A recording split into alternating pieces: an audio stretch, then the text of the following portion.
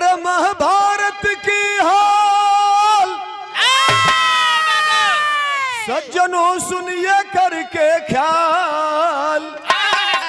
धरा पे बड़े प्रतापी जद्दू रहे नरेश।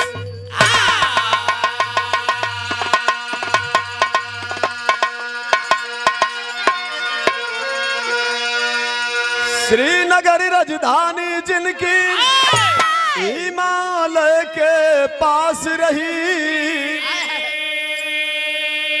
अरे राजा चलते ऊपर ऊपर निपुण कला यह खास रही।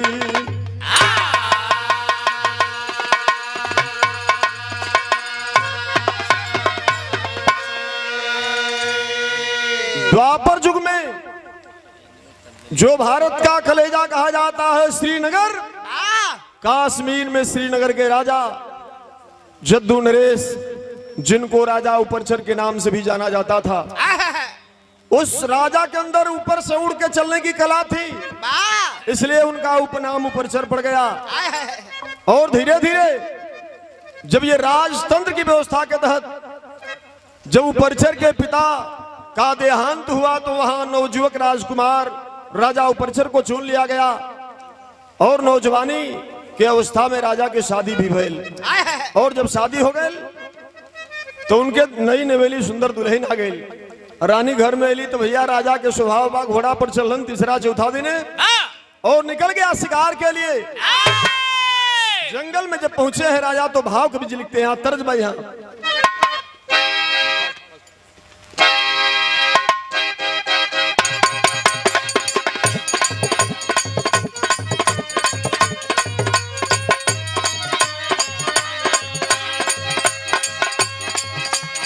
उहे तरजबा आ कोनो मरद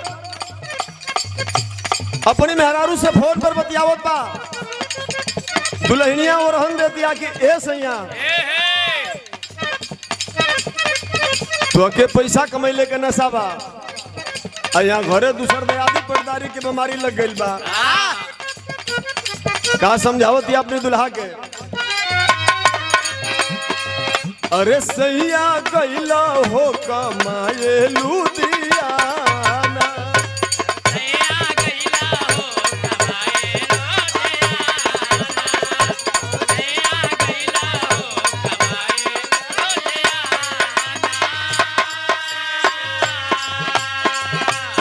घर में उपटल बारो गई पुराना।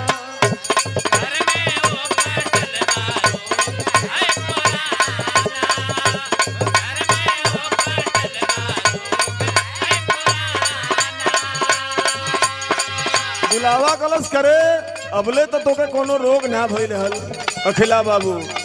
ये रोग कौन पुरान उपट गेल जो कि हम जनते ना बानी। कहते कि अगवा सुनबो तब न। अरे सैया गैला हो कमाए लुधियाना। घर में उपटल बारो गई पुराना। गहना गुड़िया हिस्सा बखरा बाट ले ले बाहो देवरा। हई देवरा बखरा में बाया गाल काटिए ले बा।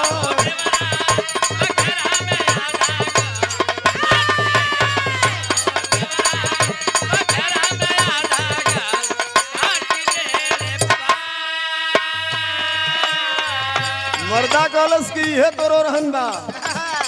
जब कुली में बंटवाई दिहली भाई है, अगर तने काटिए ले तो का दिक्कत बचल जाए दे। जब कुल दे दिहली बखरा तो यहू मत नहीं दे दे। लेकिन बिरहवा में भाव बा। राजा उपरचर घोड़े पे सवार होकर के धनुष बाण लेके जंगल में घूम रहे हैं। तब राजा घूमत बाड़े बन कर के शिकारी।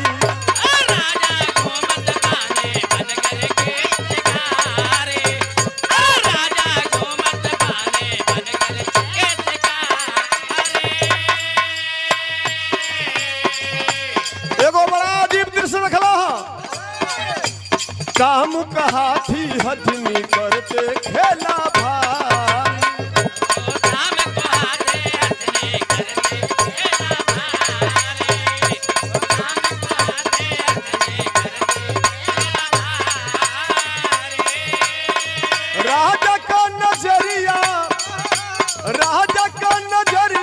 उन्हें फिर गइल बा हो बिरिया मानल नाही धोतिए में गिर गइल बा।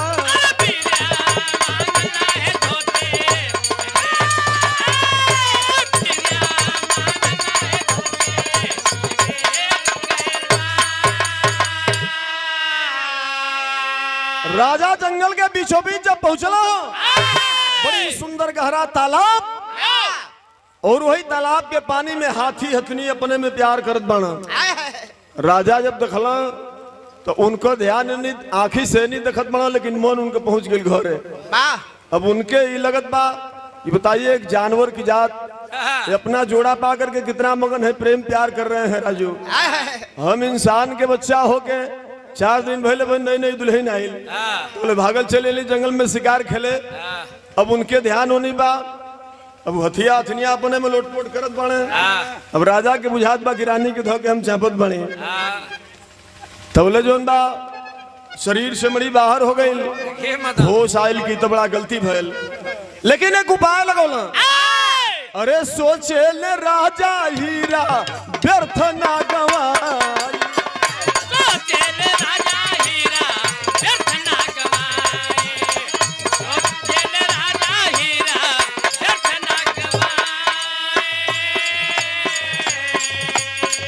रानी के उदर में ये के कोई सो पठाई।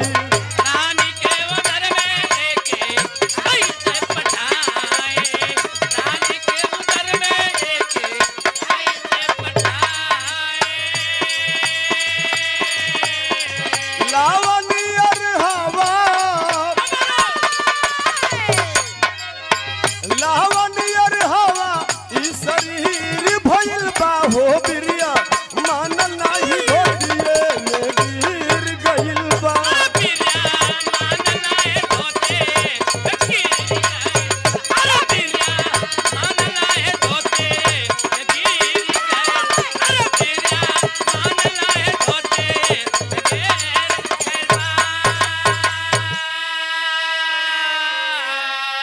राजा तुरंत एक बाज पक्षी दिखाई दिया इशारा करके बुलाते हैं और एक पत्ता का दोना बनाई के मड़ी को वही में रोकलन और दोना को थमा के कह दिए कि ले जाओ मेरी रानी के पास पहुंचा दो। रानी के नाम रहल गिरिका और लेकर के बाज वो बिरी का दोना चला है तो बाज चलायन मोल रतन ले। अरे देखा दूसरा बाज जबर दोनों लड़ते आपस में तब बिरी चला है धरती पर। पवन बेग से बिरी निराला नदी के जल में गया उतर घोट गई सुनैना मछली समझ के चारा मीन सुघर। बाज दोना लेके जब चलल कुछ दूर सामने नदी है दूसरा एक बाज और पक्षी देखलस और देखलस की संगतिया ही कुछ निमने चीज लेके भागत बा झपट्टा मार देलस सोच से और दोना पानी में नीचे नदी में गिर गल और नदी में जब गिरल तो वो बड़ी बरियार मछली रहल बड़की मुंह वाली तकते लब से मुंह बा के दोनों ऊपर से गद से घोट गई और जब शरीर में अंदर गए तो कवि जी भाव यहाँ लिखते हैं गीत यहाँ बेचन उस्ताद वाली बात।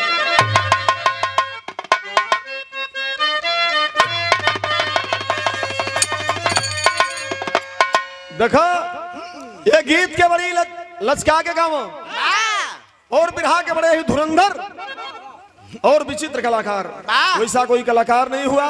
हालांकि कुदरत सबको अलग अलग ही बनाई है। बेचन उस्ताद गाँव के अरे खा गईलू लंगड़ायाम दाम कहिया के पूछ रही।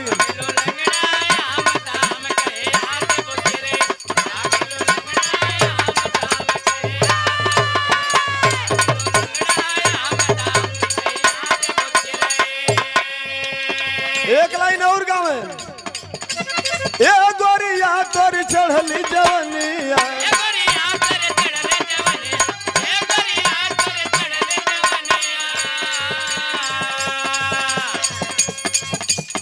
फिर गाँव की ए गोरिया तोर जैली बुढ़ौती लागे ला जो बनवा पर घाम दाम कहिया ले देबो। लेकिन बिरहा के अंदर भावा वो मछरिया जो दोनवा घोट गई लागेली जनन कमसीन मीन पनिया के अंदर।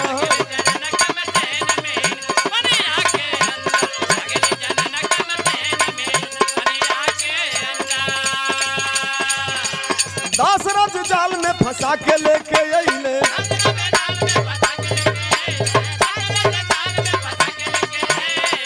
भइले चमत्कार जब पेटवा चिरैले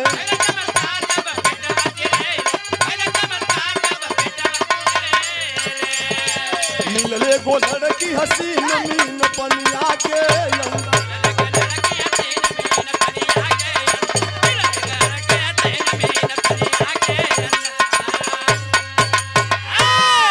भैया धीरे धीरे जो जो समय बढ़े लागल वो शरीरिया के मछरिया के शरीरिया एकदम यो यो बढ़े लागल मोटाए लगल रोआ रोआ ओकर फरके लगल धीरे धीरे एक दिन वही नदिया में जाल से मछली मारत रहन दास राज मल्ला और संजोग से वो लड़की मछली नहीं की जाल में फंस गई जाल में जब फसल तो लगल कि लेक के बेर लेकिन हो के खींच के चल जाए पानी में लेकिन बड़ी मेहनत से बढ़ोती के अनुभव रहल दास राज खींच के लेना बाहर और वो मछली ऐसा जिंदगी में कबो मछली ना फंसोले रहलन दास राज मल्ला वो मछरिया के सुचलन के ले चलब राजा के दरबार में और एक देखे खातिर लोग जुटी हैं राजा पुरस्कार में दिहन लेके गए राजा भी देखलन कि बड़ी जबरदस्त मछली बा और बड़े दरबार में ओकर पेट चिराइल ये करी अंदर आखिर बा का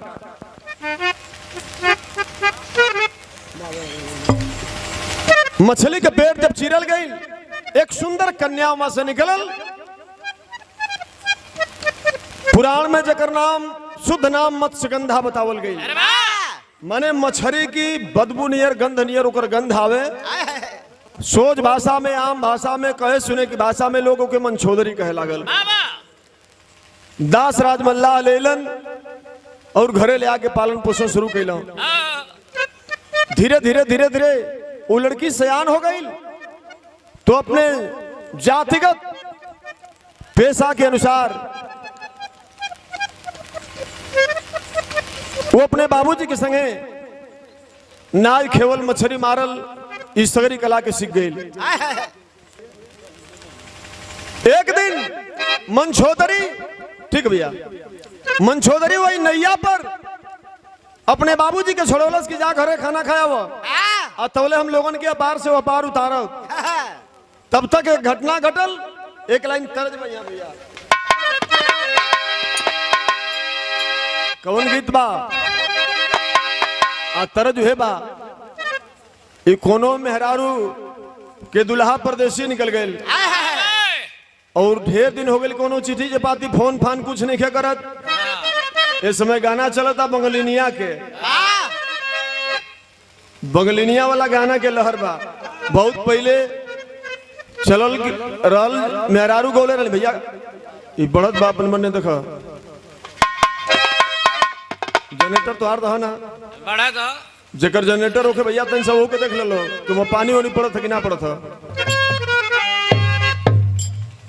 वो दुल्हनिया तो गाना चलल रहल कि डूबी मरबे राजा जी जो पूर्व की दसवा इस समय ये गाना के बंगलिनिया वाला गाना के बहुत जोर बा वो दुल्हन के शंका हो गई फोन पे ये बतियावत रहल का बतियावत रहे अरे गवना करा क्या सैया अरे दिहला हो कल सवा की भुलाई गैलाना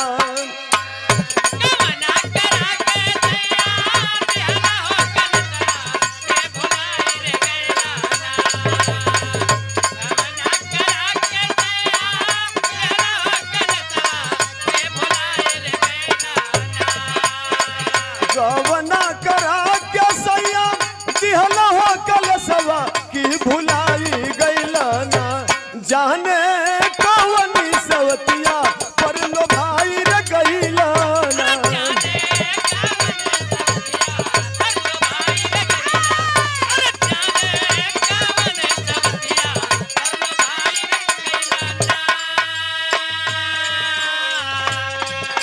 वही घटवा पर मंछोदरी जहां लोगन के अपार से वह पार उतारे के बाद नैया पर बैठ के झिझरी खेलल रहल खाली रहल कि वो पार जाए वाला कोनो उतरे वाला कोनो राही ना रहल झिझरी खेलत रहल लेकिन मंछोदरी नैया पर झिझरी खेलत रहल तो एक घटना यह घटल के बड़े बड़े जटा और बड़ी बड़ी दाढ़ी बार कमंडल गेरुआ वस्त्रधारी एक महात्मा जी पधारे। साधु बाबा के ऊपर का टीका बा आप पहुंचल हाँ तो उनके जाए के तो ये पार से वो पार बा, लेकिन न कुछ बोलत बना न कुछ बोलत बना, बस टुकुर टुकुर लड़की की ओर ताकत बना। तो भाव कवि जी लिख रहे हैं, टप टप सीना छुए मुनिवर की सर से बदराबर से दे तू ना।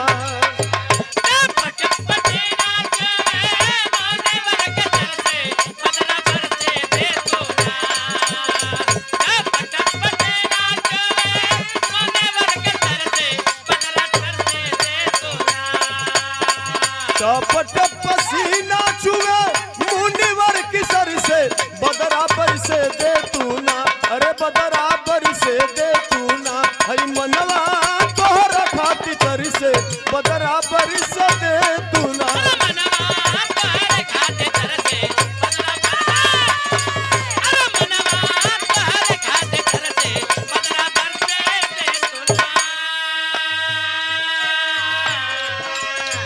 महात्मा जी टुकुर टुकुर हो लड़की की ओर ताकत आना, नीचे वाली पलक नीचे ऊपर वाली ऊपर तन को गिरत में खेन होने होता बा।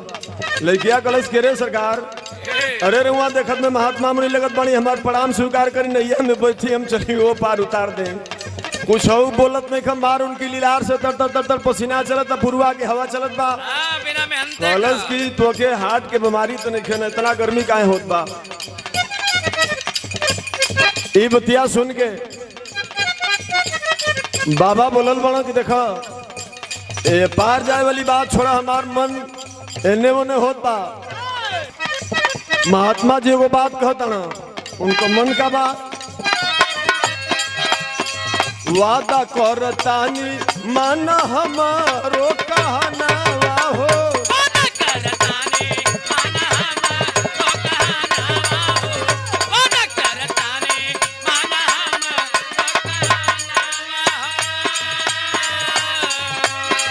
रहब कुंवारे जन्मा के तू ललनवा हो।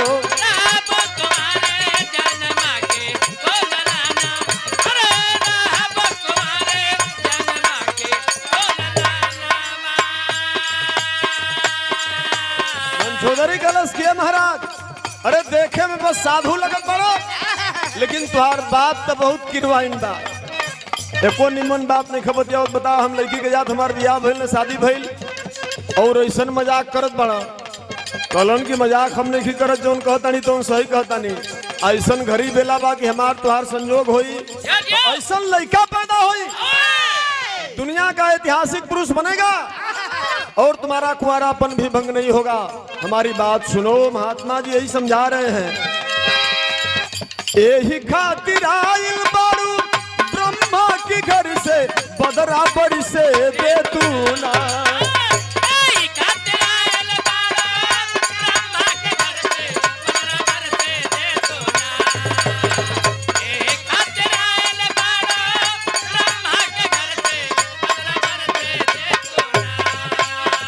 यही खातिर आइल बारू ब्रह्मा के घर से बदराबर से दे तू ना। हई मनवा तोहर खातिर से बदराबर से दे तू ना।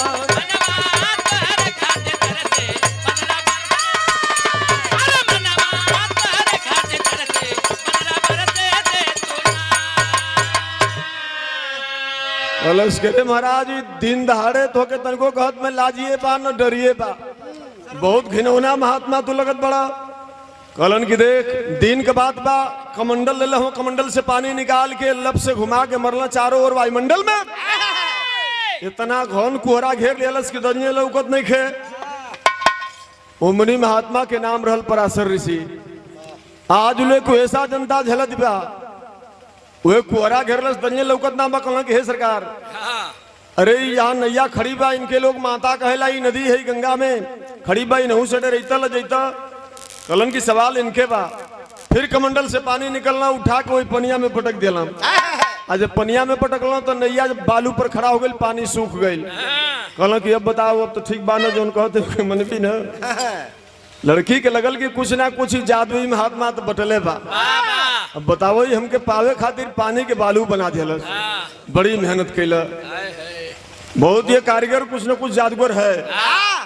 दिन रहल तो के अनहार कर दिलस, रात खानी कुछ लौकते नहीं खे। आखिरकार महात्मा जी नहीं मनलन, तपस्या की शक्ति दिखाई दे। 10,000 वर्ष तपस्या करके चले थे पराशर ऋषि, लेकिन काम का बेग जब चढ़ेला आदमी के तन में तो यही है गीत और ये भाव स्पष्ट कर रहा है कि कितना हूं बड़ा इंसान भी उसकी बुद्धि भ्रष्ट हो जाती है। आखिर पराशर ऋषि संभोग किए और धीरे धीरे चले वहां से, और जब चलते हैं तो भाव लिखा गया, अरे विधानवा विधि के टारई ना टरी, ए भैया विधानवा विधि के टारई ना टरी, भैले व्यास कुमार में चलली नयनवा। कुंवारेपन में वही व्यास ऋषि जिन्होंने महाभारत की रचना किया, पैदा हुए लेकिन ज्ञानी थे बचपन से ही, अपने मां से वादा किए मैं तेरे साथ नहीं रह सकता, लेकिन जब भी कोई आफत विपत कोई दुर्दीन आएगा तो तुम याद करना मुझे, मैं तेरी हर संभव मदद कर दूंगा। वहां से चलते बने, लेकिन यह भाव लिखा गया, धीरे धीरे समय बीते लागल, ओकर काम मछली मारल लाए चरावली है चलत बा, लेकिन भाव बा कैसे, अरे जैसे घायल मुनि पराशर,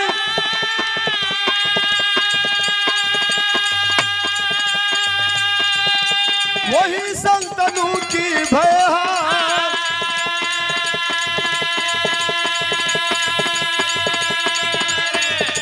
शादी कर लो कन्या मुझसे,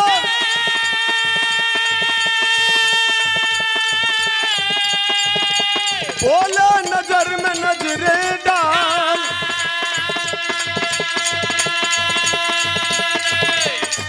अरे आंख मार के कहे सुंदरी तुमर जी का खड़ा सवाल,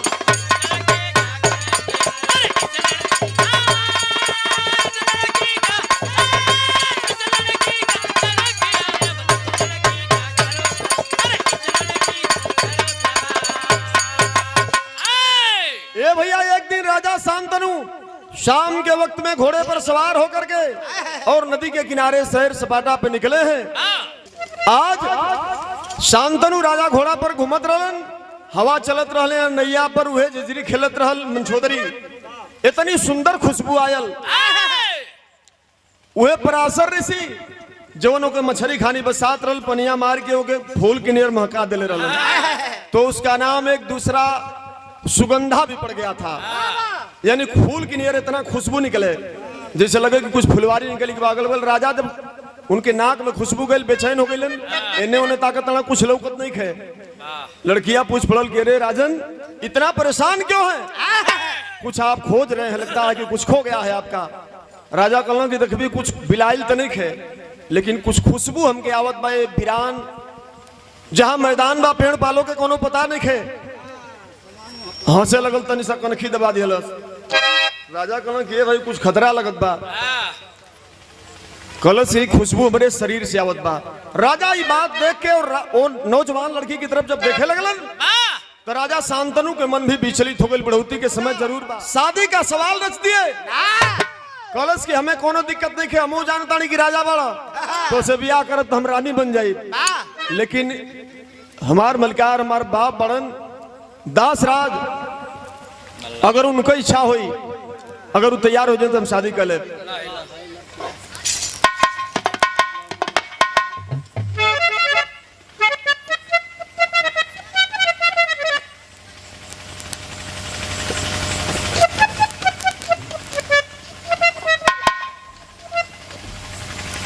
और ये पुरस्कार पूरे पूर्वांचल में जहां तक भोजपुरी विराह चल रही है, और इस नई नई इनके साउंड की समझिए कि जवानी है। भाई मनोज यादव जी, मनोज रेडियो सुल्तानपुर के नाम से, और एगो हेडिंग लगा दिल बड़ा उपना वीर अहिर के, तो रमेश भैया जान लो कि ये वीर अहिर के नाम से यूट्यूब चैनल भी चल रहा है, और बड़ी सुंदर व्यवस्था और बहुत ही संघर्ष आपने किया है कलाकारों के साथ। हम जानता नहीं कि हीरे के बाजा अब हमारी नजर में तो नहीं है, क्यों न बा। यही है एक वीर अहिर जो यहाँ से लेकर के पूरे पूर्वांचल में हर जिलों में जहाँ जाइए मनोज भैया का स्नेह प्यार, और हमारे प्रधान जी भी जानते हैं, और पूरे दवारा में तुम्हार झंडा हम समझते नहीं कि तुम्हारे दवारा में गड़ गई बा, पुराना झंडा यहाँ से उखड़ी गया। आपके द्वारा ये 200 रुपए का पुरस्कार और माला पहना के सम्मान किया गया। मनोज भैया के बहुत बहुत प्रणाम। तो हर मशीन और साउंड एक तरह चकाचक रहेकर जवानी रहे, ये हमन के शुभकामना बा। घरों वाली पुरान न होके सब भैया लोगन के प्रणाम बा। भाई घरवाली के विषय में इतना हुआ कि हम ना कहो जितना तू कहो। तो राजा शांतनु मंचोदरी के बाद दासराज के यहाँ भी गलन। दासराज कहलन कि राजन हमके भी बड़ी खुशी बा कि हमार बेटी एक राजा के यहाँ जाके रानी बन गई, लेकिन सवाल ये बात का बा तुहार बियाह पहलू से भइल बा और तुहार लड़का परानी बाणे, तो तू राजा बड़ा धन की आवेग में लड़की पर तुहार मन आ गई तक हम बुरा नहीं मानत, लेकिन जब राजपाट का बात आई तो तुहार पहलका लड़कवा जो पहले से बाणा सो राजा बन जी है, हमरे लड़की से जो बच्चा पैदा हुई नौकर चाकर बन जी है। तो ई वादा कर कि जो हमरे बेटी से बच्चा पैदा हुई वो राज के मालिक हुई, संपत्ति के मालिक हुई, तब जाके हम शादी करे के तैयार बनी। राजा का जो प्यार का कांटा चढ़ल आसमान पर धड़ाम से के नीचे आ गए, जाके घरे सूत गलन। अब न दाना निक लगत बा न पानी निकलत बा, ऐसने बीमारी बा। अब लबलाइटिस इनके ध लेलस, अब कुछ निक ना लगे। और राजा शांतनु के बेटा जिनके नाम भीष्म पितामह के नाम से दुनिया जिनको जानती है, जिनका पहला बचपन का नाम देवव्रत था। और जब देवव्रत देखलो कि ये भाई बाबूजी के बीमारी तो बुढ़ौती में लग गई, हालांकि बीमारी बुढ़ौती में लगे के ना चाहिए, पता लगोलन दासराज मल्लाह के यहाँ भी गईलो। देवव्रत एक ये भी इतिहास है, हर बेटा हर बाप अपनी बेटा की शादी के लिए चिंतित होता है, जाने अनजाने जैसी भी परिस्थिति बनती है, लेकिन आज एक बेटा अपने बाप के शादी के लिए परेशान है। देवव्रत पहुंचे दासराज क्या, और दासराज वही पतिया दोहरा देना जो बाबूजी से कले रहलन। देवव्रत वही प्रतिज्ञा करते हैं, भीषण प्रतिज्ञा उन्होंने किया कि हमारे बाप की अगर इच्छा है तो तुम अपनी बेटी की शादी कर दो, और नहीं चाहिए हमें राजपाट। कलश की तू न कहत बड़ की राजपाट ना चाहिए, जब बियाह हो जी तुम्हारा लड़का हो तो कहीं से हमन कौशली वाला है जा तब भाई बदवा में कुल ब्लौतिया में वाला हो कुल, फिर मामला फंस जाई। भीष्म पितामह देवव्रत ने वही भीषण प्रतिज्ञा किया कि लो मैं अपने पिता की शादी के लिए अगर ऐसी बात है तो पूरी जिंदगी में कभी आजीवन शादी नहीं करूंगा। और इसी भीषण प्रतिज्ञा के करने के नाते देवव्रत का नाम उसी दिन से भीष्म पितामह पड़ गया। उन्होंने यह बीड़ा उठा लिया कि मैं शादी नहीं करूंगा लेकिन अपने बाप की शादी करूंगा। शादी इसी बात पे हुई और शादी हो जाती है। तो धीरे धीरे समय बीत रहा है। कभी जहां भाव लिखते हैं काशी के अंदर एक ऐतिहासिक स्वयंवर की रचना होती है, और मां भीष्म पितामह के कमाल कुछ दिखाई देलस। पहापट में कहना बा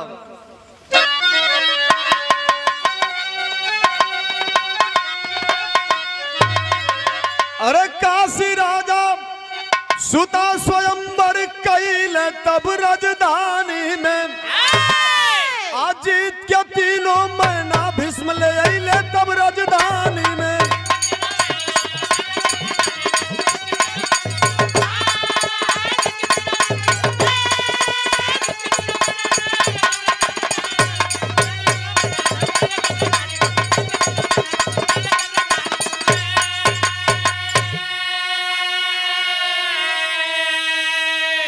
चित्रांगद विचित्र वीर्यम, अरे वह छोटा का बीरनवा हो, अयंबा बालिका बनी अगईली मयनवा हो। दुई ठे बच्चा पैदा भइलन बुढ़ौती में, वह मंचोदरी के तन से विचित्र वीर्य और चित्रांगद। लेकिन दोनों अब बुढ़ौती में लड़का कितना जोर करो यहाँ। पहले राजा लोगन के आम जनता के बियाह तो हो जा, लेकिन राजा के बियाह ऐसे ना होके। दोनों गोल के लड़ाई होके कितना तरानी ऐसा शर्त रख दे कि जो हमारे भाई के गर्दन काट के कलसा रखी ओकरे खून से अंगना लिपवाई, जांघी का हरिश गड़वाई तब जाके बियाह हुई। यानी बियाह होत में दोनों गोल के कई गो कत्ल हो जाए, ऐसे ने बियाह होके। लेकिन वो लड़वैया ना रहलन दोनों। ई जिम्मेदारी भी अब भाई के बियाह को भीष्म पितामह के कपारे पर आ गई। तो काशी नरेश की 3 लड़कियां अंबे, अंबालिका और अंबा, तो दूगो को बियाह तो दोनों भवन से हो गई। और तीसरकियों के लेके चले आयल बना, तो उ सोचलस कि हमार बियाह भीष्म पितामह से होई, जो जीत के ले आयल बा। लेकिन कहलो कि ना, हम तो ब्रह्मचारी रहले का प्रतिज्ञा ले ला बानी। तो भाव लिखल गई, तो अंबे साथ और भारी दगा कमाइले तब राजधानी में, अमरल बेचारी जब ना शादी कैले तब राजधानी में।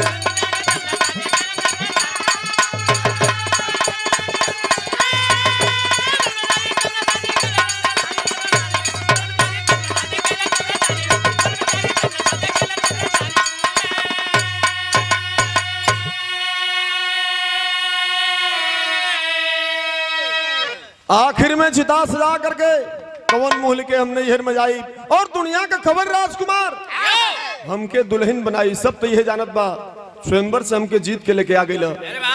लेकिन ये गलती ना कल चाहत रहल, तो बियाह ना करे के रहल। चिता सजा करके सामने ही, और तड़प तड़प के इस दुनिया से वो जा रही है। तो तड़पत बेचारी मरल, अरे भैया तड़पत बेचारी मरल, कोई भीष्म के समझवा भैया।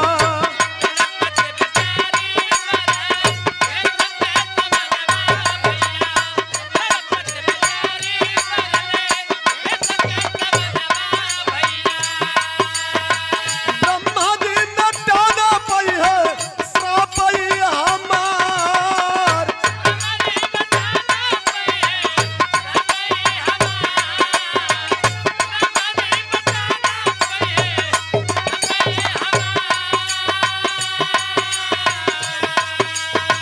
धीरे धीरे दिनवा बीते लागली समैया बाबू।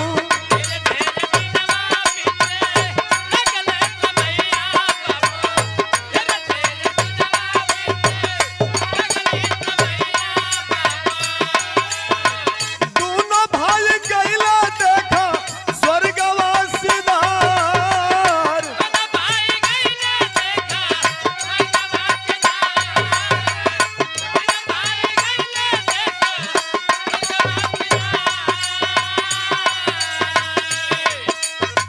याद कैली मन छोड़ारी व्यास जी ललनवा भैया।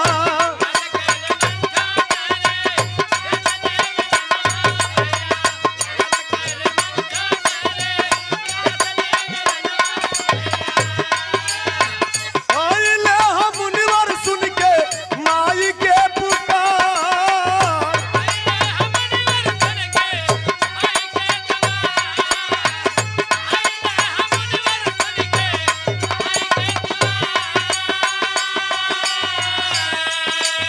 धीरे धीरे समय बिता, वो तो अपने चिता में जला करके अपने आप को खत्म कर दिया, लेकिन श्राप दिया जिस तरह से मैं तड़प रही हूं, निश्चित रूप से इसका बदला मैं लूंगी, अपमान का बदला, और अपना अंतिम दाह कर दिया। धीरे धीरे समय बीते लगल, और वही दोनों भाई जो विचित्र वीर और चित्रांगद थे, धीरे धीरे बीमार पड़ने के बाद दोनों खत्म हो जाते हैं। और फिर जो है कि संतत यानी वंश चलने का फिर सवाल खड़ा हो गई कि कैसे खानदान चली। तो मां सत्यवती जब राजा के घरे आ गई, तो मंछोदरी के नाम सत्यवती पड़ गई। बचपन में जो ने कुंवारेपन में व्यास के पैदा के ले रहल, व्यास मुनि के याद के लिए माई के बात सुनन कलम के देख दोनों पतोहिन के तोरी लड़का हुई।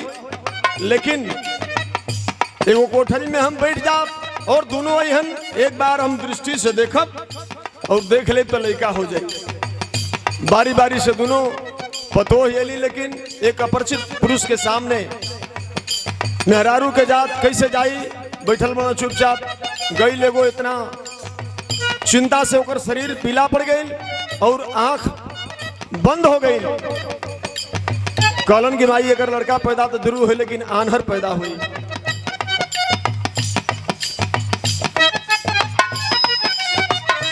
दूसरकी आई सत्यवती के बतौलस की देख आंख मत बंद करी है, वो सवास में जई है, लेकिन फिर भी आंख तो खुलल रह, लेकिन शरीर जोन बा एकदम संकोच से लज्जा से पूरा पीला पड़ गई।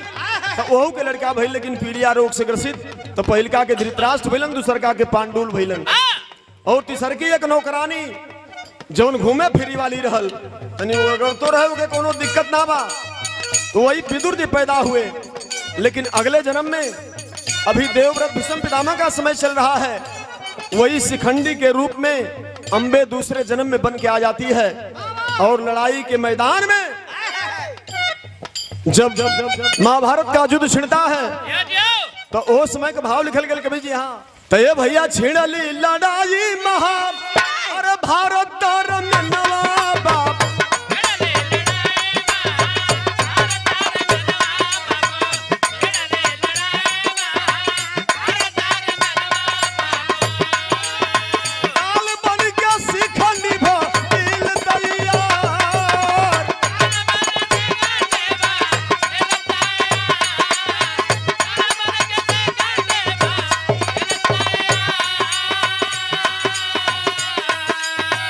और वही शिखंडी मुकाबले में जिस दिन सेनापति बनाया गया था भीष्म पितामह को, उसी दिन भगवान कृष्ण के राजनीति के तहत महाभारत में आमने सामने खड़ा कर दिया गया। तो भीष्म पितामह ने फिर प्रतिज्ञा किया था कि मैं औरत के ऊपर बाण नहीं चलाऊंगा। तो शिखंडी न मर्द में रहल न मेहरारू में रहल, बहुत खेला जबरदस्त भगवान ने किया था। धनुष बाण फेंकला अर्जुन के इशारा पर, वही शिखंडी मारता है, रोम रोम में बाण धस गई। अर्जुन जी के गांडीव से बाण धसा है, भीष्म पितामह जैसा योद्धा गिर गया। दुनिया में कोनो गलती ना कैलन, लेकिन धीरे धीरे छोट छोट गलती, इसीलिए कहा गया है कि कर्म प्रधान विश्व रचि राखा, और जो जस करई सो तस फल चाखा। यह कर्म जोनी बा आदमी के एक के बर कई जितना हमन के कमाइल बा, अब के पशु में, पक्षी में, कीट में, किरोना में, सब ई भोग जोनी में जितना घूमे के बाद बाकी जीवों का कर्म का कोई संजोग नहीं लगता है, लेकिन आदमी को लगता है। आज भीष्म पितामह के कर्म का ऐसा चूक गलती उन्होंने किया कि जबरदस्ती उसको शादी के लिए लेकर चले आए, शादी नहीं किए तो जान का भी खतरा उनका हुआ और इस दुनिया से जाना हुआ। तो आखिरी लाइन में कहना है,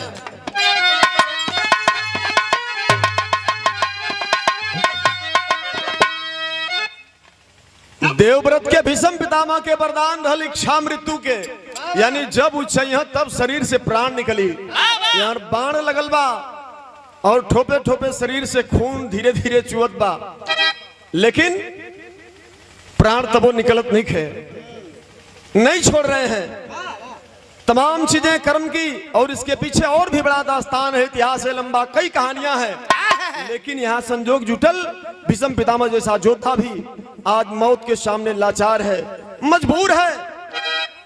तो कहना पड़ा आखिरी भाव में,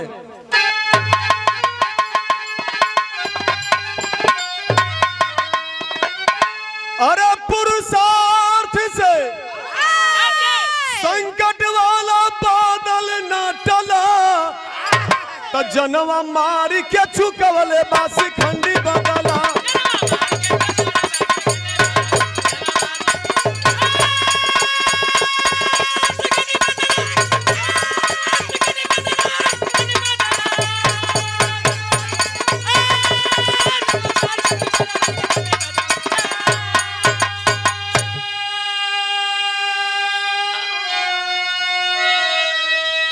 थोड़ा सा चूक लूक भारी बन गईले, अरे सरसैया पर तड़प के भी समझी मरी गईले।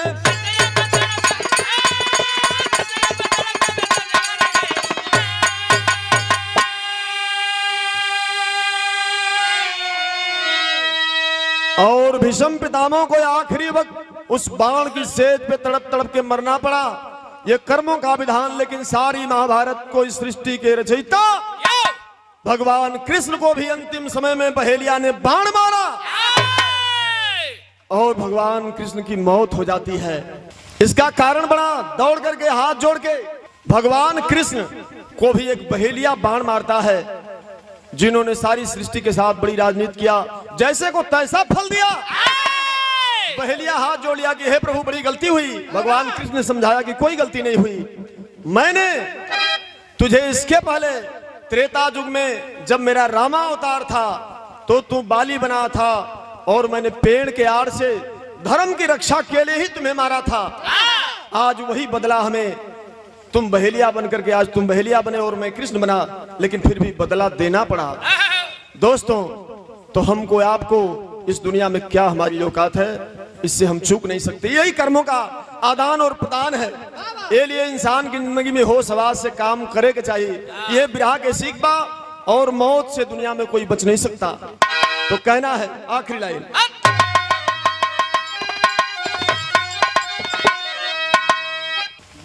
तो थोड़ा सा चूक लूक भारी बन गई ले और सरसैया पर तड़प के भी समझी मारी गई ले।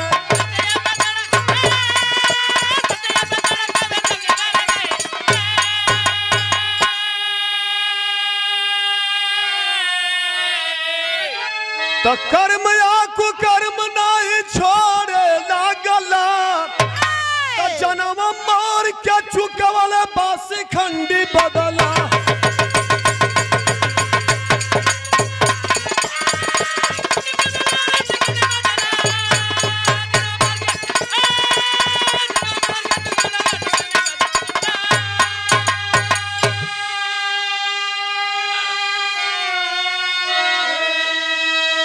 गुरु बिहारी गुरु गणेश गुरु राम लाल मोर पावन, स्वर्ग बसे कवि चंद्रिका कह लागे गीत सुहावन। अरे विधानवा विधि के टार ना टरी, तो संतोष प्रकाश सतगुरु शरण में